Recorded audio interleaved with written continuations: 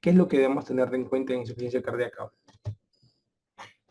¿Qué preguntas nos han hecho? La tendencia de preguntas de insuficiencia cardíaca va mucho a reconocer el patrón clínico y manejo del cuadro agudo descompensado de emergencia, ¿no? Que es la tendencia que más vamos a ir viendo.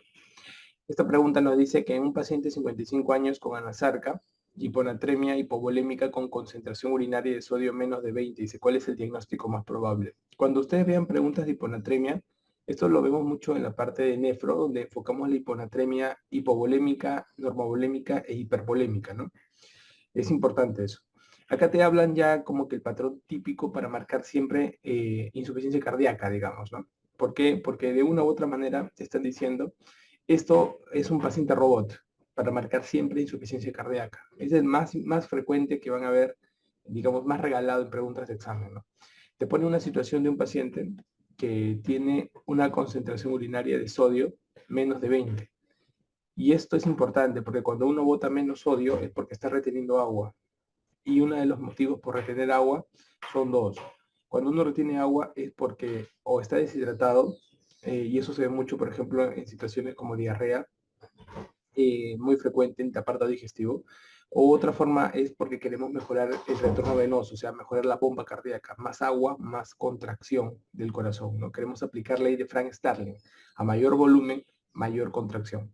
Entonces, estas situaciones son típicas, ¿no? Entonces, una hiponatremia, normalmente con concentración urinaria de sodio menor de 20, ¿no? Ahora, esta de acá es bastante interesante. ¿Por qué? Porque cuando nosotros tenemos una concentración baja de sodio, nosotros vamos a rápidamente analizar dos situaciones, ¿no? Si yo tengo menos, o sea, líquido extracelular bajo, y si tengo líquido extracelular alto.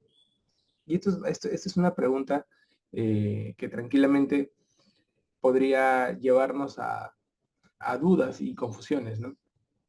Cuando yo tengo un paciente con hiponatremia con líquido extracelular alto, este caso de aquí, va a ser el paciente que va a ir al tema cardíaco. Y cuando yo tengo un líquido extracelular bajo en una hiponatremia, o sea, una disminución del sodio, generalmente me voy a ir al cuadro más digestivo, ¿no? Puede haber un cuadro digestivo, el más característico, ¿no? O sea, pérdidas diarreicas, ¿no? En este caso, esta situación, cuando te dicen una hiponatremia hipovolémica, como que un poco descuadra a muchas personas, ¿no? Por esta situación de líquido extracelular, ¿no? ¿Cómo te lo puedan colocar? Porque acuérdate que la volemia está asociada al líquido extracelular, ¿no? Luego te ponen acá anasarca, ¿no? Que es una situación como que está hinchado el paciente. Y esto es importante, este concepto. El anasarca va a hacer que por ese punto de anasarca vaya esta situación, ¿no? Es bastante interesante eso. O sea, esta que retiene harta cantidad en el líquido extracelular en espacio intersticial más que en la parte intravascular propiamente, ¿no? Y luego tiene una concentración de sodio menos de 20. Entonces te está diciendo, está reteniendo sodio, y al retener sodio evite que el sodio urinario se pierda, y como está jalando sodio, está jalando agua para mejorar esta situación que tiene. Entonces, este es el patrón típico de los pacientes de este lado, ¿no? Pacientes hinchados, anasárquicos, ¿no? Eso lo van a ver también mucho cuando vean ustedes anasarca con líquido extracelular alto en los pacientes renales, pero con sodio urinario más de 20, ¿no? El riñón acá domina cuando el sodio es más de 20, porque el riñón está fallando ya.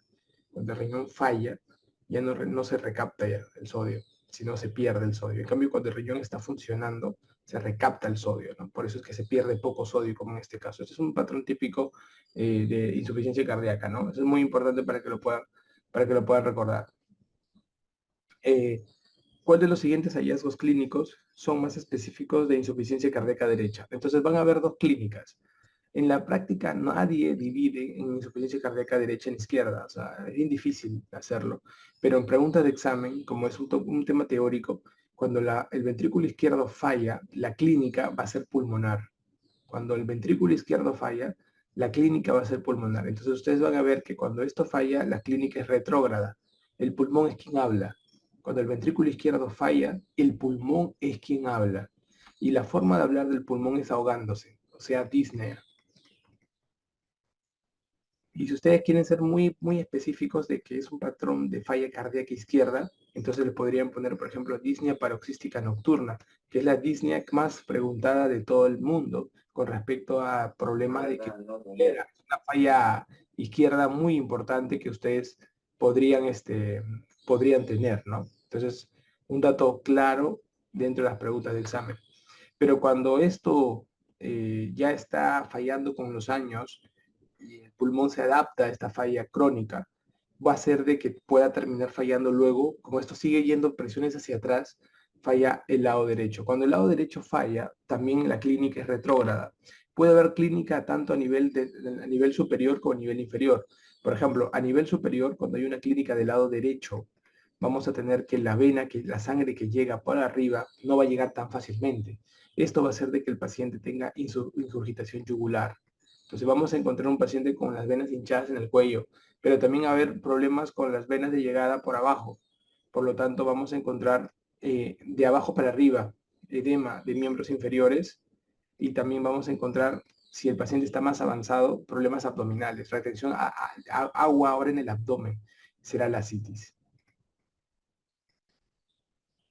Esta citis se ve mucho porque el paciente hace un cuadro eh, de mal manejo hepático también asociado, le llaman la cirrosis cardíaca, porque hay un daño hepático asociado a esta congestión venosa que está ocurriendo.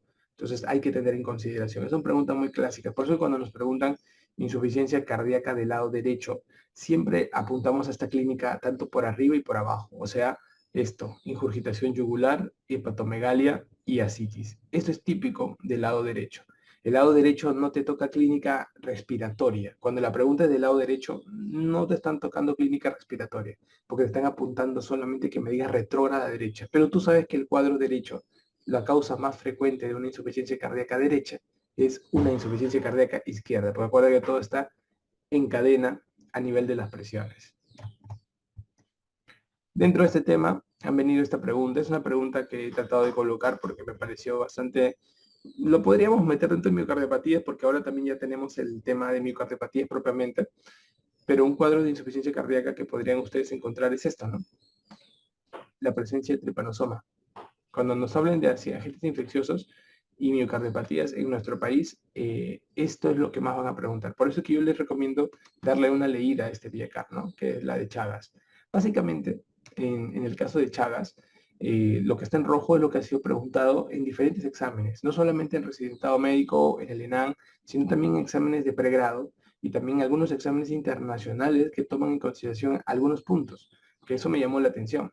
Por ejemplo, en la fisiopatología, el reservorio más importante en el Perú es el cuy. Eso, por ejemplo, hay que tenerlo en consideración, digamos, ¿no? Luego, otra interesante, bueno, todos sabemos el estado infectante, que podríamos tener el tripamosigote metacíclico. Esa es la pregunta clásica de los exámenes. Y la clínica, ¿no? En las tres fases, ¿no? Tanto aguda, indeterminada y crónica. La que más nos van a preguntar son en nivel de la fase aguda, en los primeros 3 meses, el famoso signo de Romaña, y a nivel de la fase crónica, que se ocurre después de 10 años, que es lo que más se ve en la parte de cardiología cuando los pacientes vienen referidos, a nivel cardíaco y a nivel gastrointestinal. A nivel cardíaco, pregunta de examen que siempre se hace, ¿cuál es la arritmia más asociada al Chagas? Bloqueo completo de rama derecha. Y a nivel gastrointestinal, todas las dilatadas. Dilata todo, ¿no? Dilata esófago, dilata colon, entonces, para que lo puedan tener en consideración, ¿ya? Eso es muy importante. ¿Cuál de los siguientes agentes quimioterápicos está asociado a miocardiopatía dilatada? Esa es otra pregunta. Esta es una pregunta de memoria. Es una pregunta de flashcards, una pregunta que cada rato normalmente está dándose en ese sentido, ¿no? Esta es pregunta memorística. Ya lo vamos a ver en el mundo de flashcards. Esta es doxorubicina. Es la que más va a tener todo esto, ¿no? Entonces, para que lo tengan, son preguntas como de memoria, pero son las dos más preguntadas en toda la historia, tanto a nivel infeccioso como a nivel tóxico, dentro del mundo de la miocardiopatía propiamente, ¿no? ¿Cuál de las siguientes patologías causan con mayor frecuencia insuficiencia cardíaca? Acá te están diciendo que marques coronariopatías. La causa más frecuente de insuficiencia cardíaca tiene que ver con las coronarias. Las coronarias es la causa más frecuente de insuficiencia cardíaca. Entonces la pregunta es, ¿qué cosas te pueden hacer coronariopatías? En orden, como ustedes lo saben, siempre las coronarias van a estar todos los factores de riesgo cardiovasculares más preguntados, ¿no? Las que tienen que ver con la letra T, ¿no? La hipertensión arterial, el tabaco, la diabetes, lo que hemos conversado siempre, ¿no? Todas las coronarias, ¿no? Hasta el sedentarismo, el colesterol que está por las nubes. Entonces, coronarias de cajón, la causa más frecuente en el mundo entero de insuficiencia cardíaca, de lejos, ¿no? Y después de las coronarias, siempre tenemos a la hipertensión arterial por un tema de epidemiología, y luego tenemos también las valvulopatías, ¿no? Que es muy, muy, muy importante que lo tengas. En este caso, no han sido tan malos y te han puesto nada más 2 de 3, que en este caso sería la hipertensión y la enfermedad coronaria propiamente dicha, ¿no? ¿Cuál es el tratamiento de insuficiencia cardíaca congestiva de elección en niños? Ya, esa es una pregunta muy puntual. Cuando ustedes le hablen de esto, la palabra congestiva, van a haber dos tipos de preguntas. La primera pregunta, van a ver que es el enfoque con respecto al patrón de insuficiencia cardíaca. Si es una insuficiencia cardíaca más congestión, lo primero que tienen que hacer es la furosemida, porque te están diciendo que tenemos que hacer que respire el paciente. La pregunta es así. Otra pregunta que te hacen es insuficiencia cardíaca congestiva más fibrilación auricular. ¿Cuál es el medicamento que podemos dar? La natoxidose. Porque acá la pregunta no está enfocada al agua, acá está enfocada a la arritmia. Entonces, cuando ustedes le vean preguntas de insuficiencia cardíaca congestiva con FA, marca la natoxidose. Cuando veas preguntas de solamente insuficiencia cardíaca congestiva, no importa la edad, te están diciendo métele un diurético, el más potente para que bote agua, porque el pulmón está lleno de agua, para que pueda respirar. Si el paciente entra en un estado de hipoxia, se fregó. ¿Por qué? Porque cuando hay hipoxia en el pulmón, hay más vasoconstricción pulmonar. No te olvides de esto. Y si hay más vasoconstricción pulmonar, hipertensión pulmonar. Y si hay más hipertensión pulmonar, hay más claudicación del lado derecho y más congestión todavía. Entonces, evitemos que se sobrecargue de agua para que pueda mejorar este paciente. ¿Ya? Muy importante. Perfecto. Paciente con fibrilación auricular persistente y insuficiencia cardíaca. La pregunta acá cae de cajón, ¿no? ¿A qué creen que está apuntando esta pregunta? ¿Se dan cuenta? Miren, escuchen la palabra. Hablan de la fibrilación y luego te hablan de la insuficiencia cardíaca.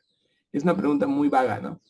Pero a nivel robot, cuando ustedes vean una pregunta de insuficiencia cardíaca con fibrilación auricular y en las claves encuentras por ahí una digoxina, como que la pregunta te está diciendo marca mundo digitálico.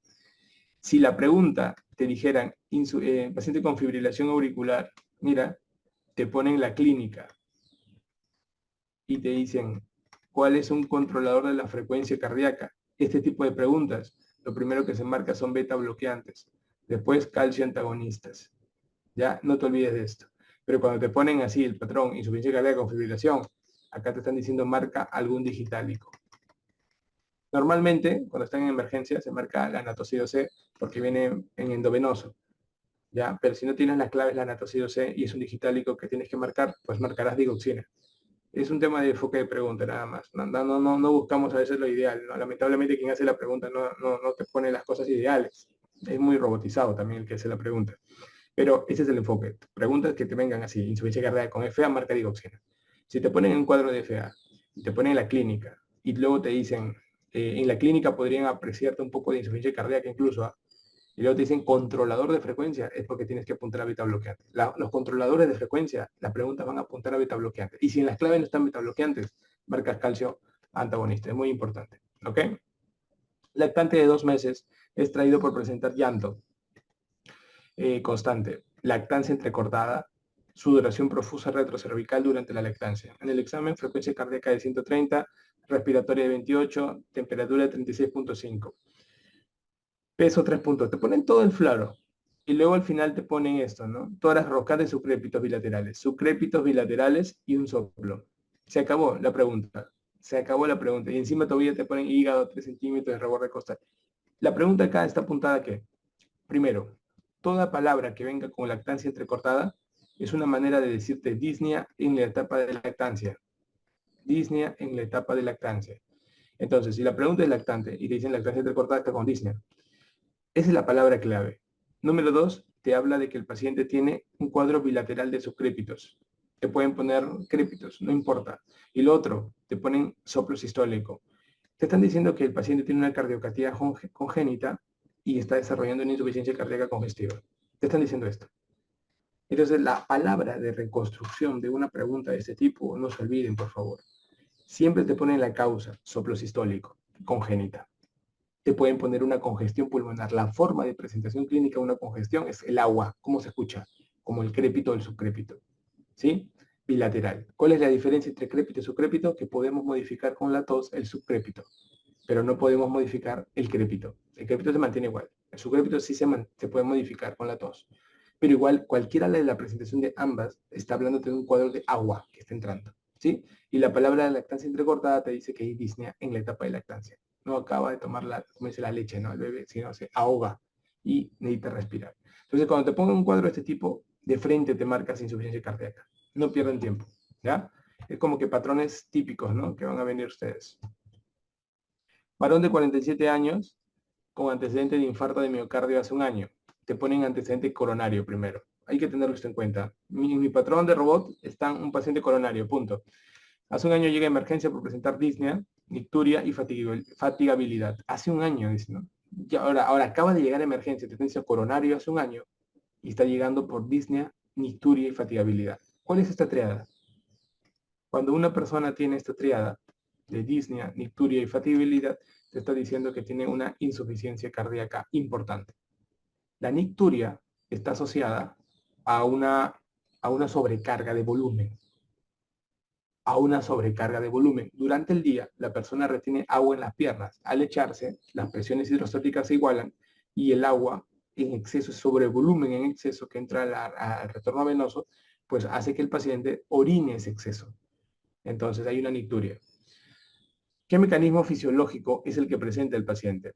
¿Qué vamos a encontrar acá? Hay una disminución del gasto cardíaco, hay una falla marcapaso, disminución de la presión venosa, aumento del gasto cardíaco. No, definitivamente hay una insuficiencia cardíaca. El corazón no está bombeando adecuadamente, está reteniendo agua y al echarse, pues está haciendo que ese sobreexceso de agua se orine. Entonces lo que está ocurriendo con el paciente es una disminución probablemente del gasto cardíaco. Eso es lo que está viendo con el paciente. Si tuviera un gasto cardíaco correcto, no habría ese sobreexceso de agua. Mujer de 73 años, quien acude por presentar fatigabilidad. La palabra fatiga en el corazón está asociada a la insuficiencia cardíaca. No se olviden. Incluso cuando uno toma beta bloqueantes de inicio, el síntoma, el efecto adverso más frecuente de un beta bloqueante es la fatigabilidad, por ejemplo. También hay que tenerlo en cuenta y mapeado. Por eso es que el beta bloqueante cuando se inicia, debe iniciarse con un cuartito, luego subir a media y luego a la dosis plena. En el examen se encuentra una ingurgitación yugular, hepatomegalia y ascitis. Hay un edema periférico en ambos malleolos. Te lo está regalando completamente. Te está diciendo, ahora la pregunta es, ¿será una insuficiencia cardíaca izquierda o derecha?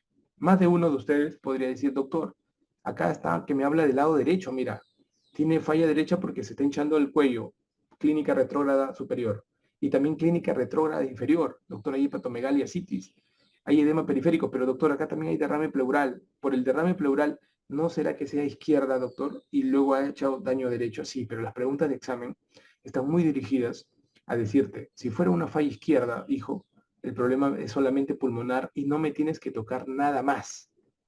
Pero como acá también te están poniendo clínica del lado derecho, que es la ingurgitación yugular, y el edema periférico, te están diciendo que el lado izquierdo probablemente ya afectó y ya hizo clínica del lado derecho. Entonces están enseñándote a reconocer cuál es el diagnóstico. Lo ideal sería una insuficiencia cardíaca congestiva global, sería el mejor diagnóstico, ¿no? Para decirnos este problema, porque incluso acá hay derrame pleural, pero acá la pregunta de examen es para que ayuden a ustedes a identificar cuál es el patrón que actualmente tiene el paciente. El tener una falla derecha nos está hablando que es una insuficiencia cardíaca avanzada, porque no se está compensando adecuadamente. El paciente está reteniendo mucha agua y el corazón está un poco agotado. Algo está pasando. Por lo tanto, lo que predomina acá es un cuadro del lado derecho. Acuérdense, ¿eh? Cuando les hagan pregunta de dos alternativas, por ejemplo, como cardíaca de izquierda, cardíaca de derecha, cuando hay dos alternativas muy parecidas, pero hay una cosa que los diferencia. Una de las dos es la clave. Y no se olviden que tienen que marcar lo más evidente. Hay mucha gente que cuando vino esta época, ese año de la pregunta, mucha gente me dijo, doctor, yo marqué el lado izquierdo porque acá me decía cuál es el diagnóstico. Pero escúchame, le digo, esto era una pregunta dirigida tú sabes, pero tú como que no lo identificaste. Tú fuiste al origen del problema. Dijiste, no, este fue un problema del lado izquierdo, pero la clínica que tiene el paciente ya es del lado derecho. Y nada más querían que tú sepas clínica del lado derecho. O sea, a veces no hay que profundizar nuestras ideas, hay que remarcar lo que nos están pidiendo. No hay que confundir ello. ¿Ya? Ahora mira, varón de 64 años, hace 6 meses presenta disnea progresiva, ortopnea y edema de miembros inferiores. Es una clínica total. Esta es una clínica total. Porque primero, la disnea progresiva fue del lado izquierdo. La ortopnea es del lado izquierdo. Y ahora hay edema de miembros inferiores. Esa es clínica del lado derecho. Esto está total. Antecedente, cardiopatía isquémica. Claro, tiene un problema isquémico crónico. Definitivamente es la causa de la insuficiencia cardíaca que ha tenido el paciente. En el examen tenemos presión 120-80, frecuencia cardíaca 110, respiratoria 22. Los pulmones tienen crépitos bilaterales, claro, porque hay falla izquierda también. El cuello con injubilación yugular, por supuesto, porque está fallando los dos ya. Derecho también ya. El pulso deficitario. Esto nos habla, por ejemplo, de situaciones de fibrilación auricular. Ruidos cardíacos arrítmicos, claro. Cuando ustedes escuchan pulso deficitario, ya están hablando de una arritmia. Probablemente la fibrilación auricular. Hay edema de miembros inferiores. Hasta ahorita estoy hablando de un paciente con insuficiencia cardíaca totalmente descompensado. Es un paciente con insuficiencia cardíaca totalmente descompensado. Dice, en tratamiento con enalapril, digoxina, furosemida y rivaroxaban. Dice, ¿cuál es el fármaco que mejora la sobrevida? Es una pregunta muy polémica. ¿Por qué? Porque tienes, en primer lugar, al enalapril, tienes a la digoxina, tienes a la furosemida y tienes el rivaroxaban. El rivaroxaban es un medicamento que se usa como anticoagulante para la FA. La furosemida se usa como descongestionante, es un diurético que va a ayudar al cuadro agudo. La digoxina es un antiarrítmico que se usa en la FA con insuficiencia cardíaca. El enalapril ayuda a disminuir el remodelamiento cardíaco. Y te dicen a ti, ¿cuál es el fármaco que mejora la sobrevida? Esta pregunta es muy mal criada. ¿Por qué? Porque hay dos fármacos y hay dos claves. Pero la pregunta no está dirigida a mejorar la sobrevida en pacientes con FA. Si la pregunta te dijera, ¿cuál es el fármaco que mejora la sobrevida en pacientes con FA? Marcaría rivaroxaban, porque el anticoagulante es lo que ha demostrado mejorar la sobrevida en pacientes con FA. Pero acá te dice cuál es el paciente, o cuál es el fármaco que mejora la sobrevida. Nada más, no te dicen FA. En este caso, este paciente, lo que marcó la pregunta es un caso clínico de insuficiencia cardíaca. Y cuando tú tienes una pregunta de insuficiencia cardíaca y te preguntan que hay mejora de la sobrevida, te están diciendo que marques el BIE. ¿Qué es el BIE? Beta bloqueantes, YECAS y espironolactona. La espironolactona se utiliza cuando hay una fracción de eyección baja, con menos de 40, podrías utilizarlo. Ideal con menos de 35. Pero yo pues las preguntas que en los estudios, miles de estudios, y he comprobado miles de veces, los fármacos que aumentan la sobrevida en pacientes con insuficiencia cardíaca son los beta bloqueantes, los YECAS y la espironolactona. Esta pregunta es una pregunta min viva. Más de uno puede haber caído, porque tranquilamente un alumno me dice, doctor, yo marqué rivaroxaban.